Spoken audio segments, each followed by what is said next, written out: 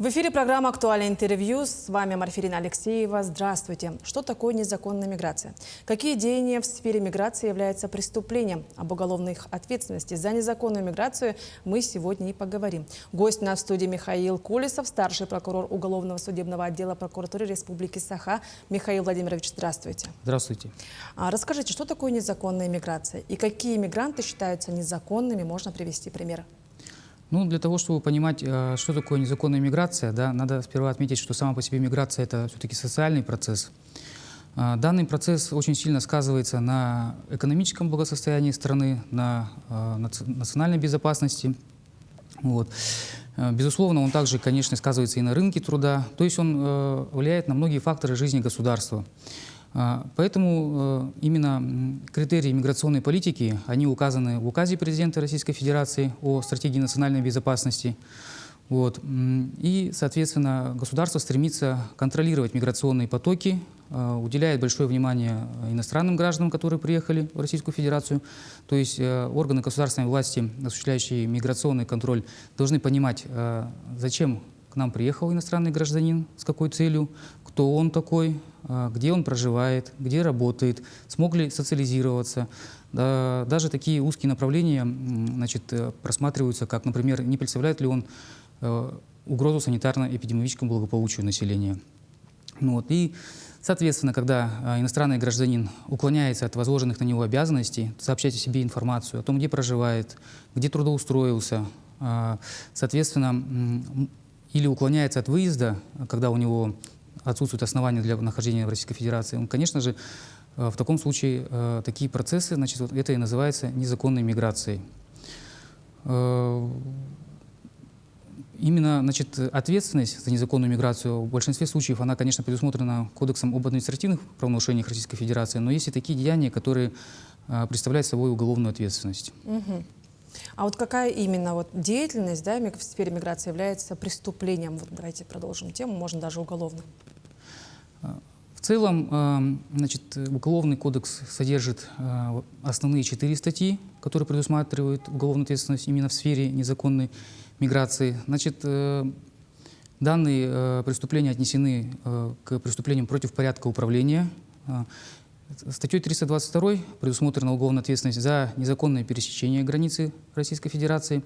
Ну, нужно понимать здесь, что имеется в виду пересечение границы Российской Федерации тем лицом, который на это право не имеет для этого соответствующих разрешающих документов. В случае, если нарушен порядок пересечения, да, это вот большая разница, да, в этом случае как бы уголовная ответственность не наступает, наступает административная, предусмотренная соответствующей статьей Кодекса об административных правонарушениях Российской Федерации. Следующая статья, которая идет у нас за номером 322 со значком 1 Уголовного кодекса Российской Федерации, прямо так и называется: «Организация незаконной миграции». Значит, и, соответственно, статьями 322 со значком 2 и 322 со значком 3 предусмотрена уголовная ответственность за фиктивную регистрацию иностранных граждан и, надо отметить, граждан Российской Федерации по месту жительства или пребывания.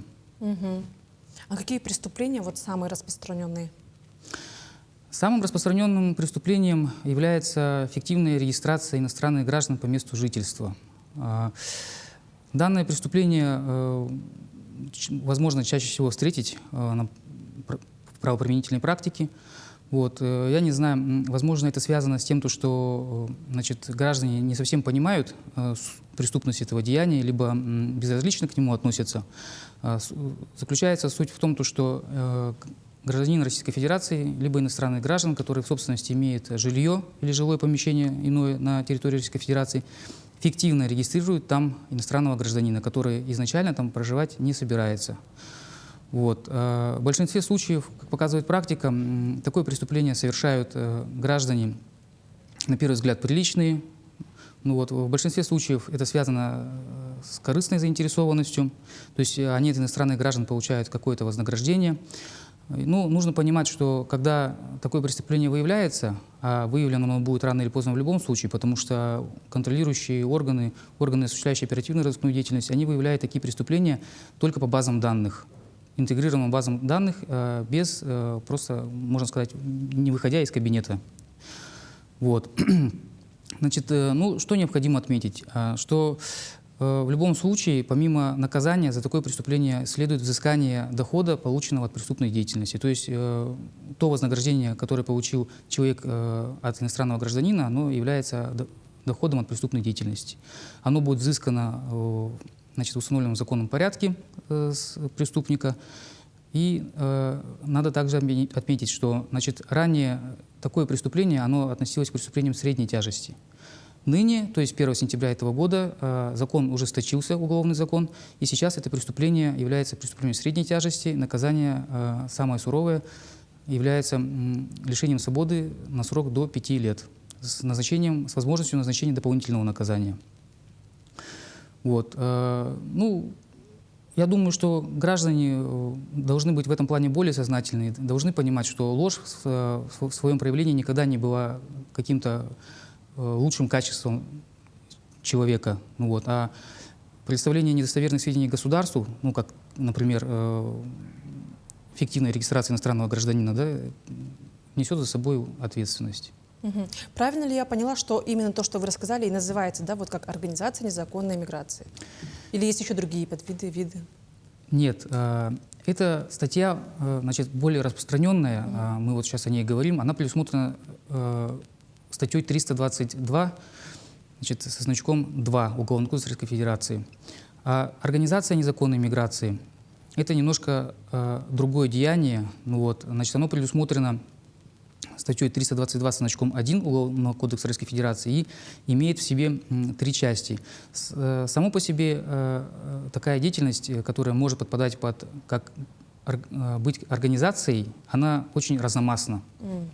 То есть, по сути, незаконная миграция в данном случае понимается как организация незаконного въезда, пребывания в Российской Федерации или транзитного проезда.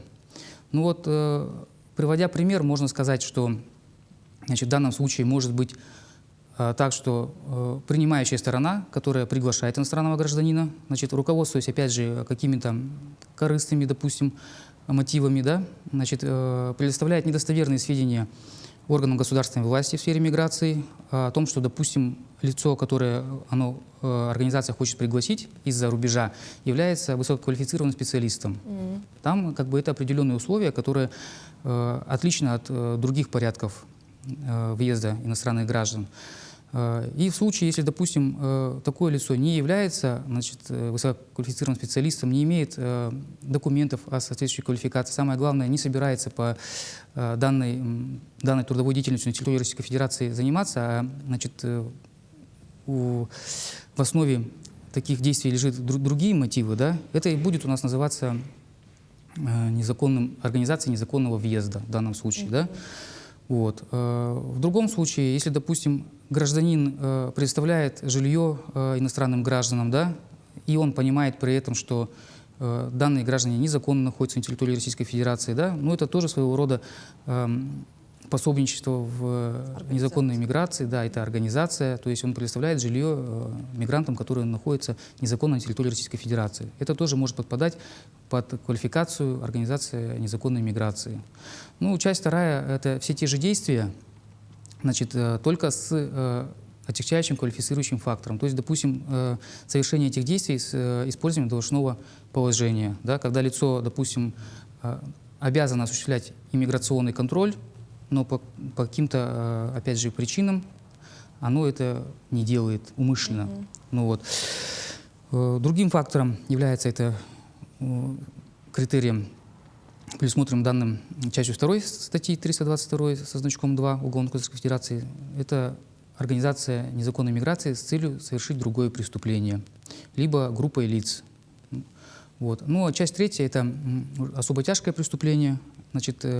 Там предусмотрено, что все эти деяния, если они совершены для совершения особо тяжкого преступления, то есть, допустим, сопряжено не просто для организации незаконной миграции, а для осуществления террористической, допустим, деятельности на территории Российской Федерации, и других особо тяжких преступлений, либо если это деяние совершено организованной преступной группой, то есть когда, допустим, граждане, преступники между собой договариваются, отводят друг другу роли То есть один гражданин, допустим, подделывает документы, другой взаимодействует с органом государственной власти, предоставляя им недостоверные сведения.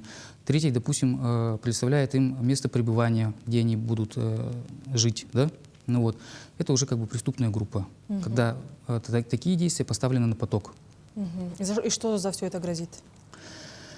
Значит, преступление, предусмотренное частью 1 статьи 322 со значком 1 Уголовного кодекса Российской Федерации, предусматривает наказание до 5 лет лишения свободы. То есть это преступление средней тяжести. Части 2, когда используется при этом, допустим, должностное положение там, или по предварительному сговору, это уже тяжкое преступление. Ну а часть 3, это как я только что сказал, это уже особо тяжкое преступление. За такое преступление, значит, наказание достигает свыше 10 лет лишения свободы. Как я уже ранее отметил, статья 322 со значком 1 предусматривает ответственность за фиктивную регистрацию по месту жительства или пребывания не только иностранных граждан, но и граждан Российской Федерации. Вот. Значит, соответственно, примером может быть это регистрация граждан Российской Федерации в арктической зоне, на территориях, отнесенных к территориям Крайнего Севера. То есть такие условия, они, к примеру, предоставляют гражданам определенные социальные, экономические преференции, налоговые в том числе. Вот. И некоторые граждане в связи с этим стремятся создать видимость проживания в этих территориях, хотя фактически они там отсутствуют. Вот. И их действие в этом случае может быть квалифицировано как мошенничество, но вот действия лиц, которые поддались на их уговоры, значит, и зарегистрировали их фиктивно по месту жительства у себя или в другом жилье, да, им принадлежащем на каком-либо праве, ну, вот, конечно же, будет квалифицироваться по статье 322 со значком 2. То есть, если регистрировать гражданина, пусть даже Российской Федерации, фиктивно, это тоже является преступлением. Ну, также надо отметить, что место пребывания отлично от места жительства тем, что в данном случае, что место пребывания предполагает временное проживание. То есть, допустим, такими местами могут быть гостиницы, значит, санатории, туристические базы, учреждения здравоохранения, ну и подобные учреждения. А какой орган занимается миграционным учетом, выявлением преступлений в сфере миграции? И какова роль органов прокуратуры в этом всем? Данные государственные полномочия, значит, делегированы органам внутренних дел. Значит, на территории Республики Саха-Якутия этим занимается Управление по вопросам миграции Министерства внутренних дел по Республике Саха-Якутия, его территориальные органы. Вот. Данные органы осуществляют иммиграционный контроль по отношению к иностранным гражданам, ведают вопросами гражданства. Ну, вот. Но в целом, значит, надо отметить, что в миграционной политике принимают участие, значит, в реализации миграционной политики государства принимают участие не только органы внутренних дел, но в целом большинство органов. То есть, допустим, иностранному гражданину он может быть,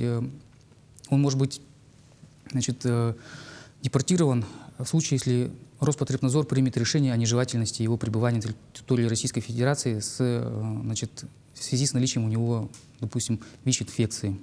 Ну, УФСИН может принять такое решение в случае, если гражданин совершил преступление на территории Российской Федерации и после освобождения его из мест лишения свободы. Ну, вот. В целом, значит, выявляют такого рода преступления непосредственно органы внутренних дел, значит, ну и другие органы государственной власти, в чьи цели и задачи входит выявление преступлений. Это могут быть органы государственной безопасности, значит, ну, соответственно, другие подразделения МВД, участковые уполномоченные, оперуполномоченные уголовного розыска. Вот. Прокуратура же непосредственно занимается надзором за исполнением законодательства в сфере миграции, ну и применительно к нашей теме, конечно же, поддержанием государственного обвинения. Ну что ж, Михаил Владимирович, спасибо вам за такую информативную беседу. Это была программа «Актуальное интервью». До встречи в эфире.